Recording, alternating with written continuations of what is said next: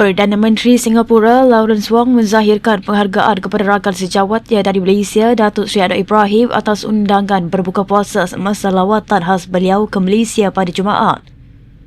Wong tiba di Terminal 1 Lapangan Terbang Antarabangsa Kuala Lumpur KLIA pada pukul 4.05 petang Jumaat untuk lawatan khas sehari dan berlepas pulang dari ibu negara itu pada pukul 11.17 malam.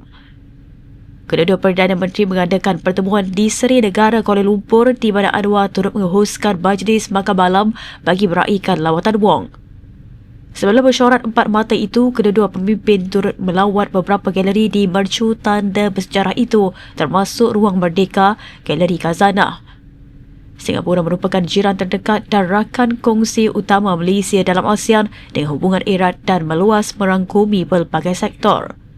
Singapura juga merupakan rakan dagang kedua terbesar Malaysia dengan jumlah perdagangan mencecah $402.35 bilion ringgit bersamaan $93.97 bilion Amerika Syarikat pada 2025 meningkat 1.5% berbanding 2024.